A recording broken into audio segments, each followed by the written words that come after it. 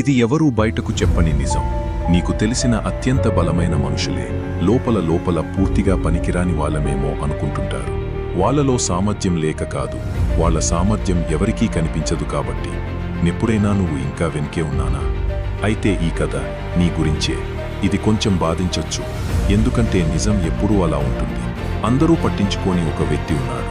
అతను అలసత్వంగా ఉండడం వల్ల కాదు, తెలివి లేకపోవడం వల్ల కాదు, అతను మౌనంగా ఉండేవాడు కాబట్టి. సమయానికి వచ్చేవాడు, తన పని చేసేవాడు, ఇతరులకు సహాయం చేసేవాడు, ఎప్పుడూ ఫిర్యాదు చేయడు. కానీ ఎవరూ అతన్ని ప్రతిభావంతుడు అని పిలవలేదు.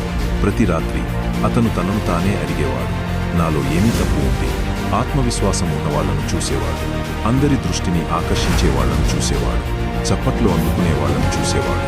అప్పుడు ఇలా అనుకునేవాడు, నాకు నిజంగా సామర్థ్యం ఉంటే ఎవరో ఒకరు గమనించేవాడు. ఆ ఆలోచన నెమ్మదిగా ఒక నమ్మకంగా మారింది.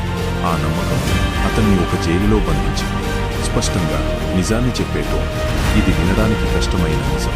ప్రపంచం సామర్థ్యాన్ని గౌరవించదు, ప్రపంచం కనిపించడాన్ని గౌరవిస్తుంది.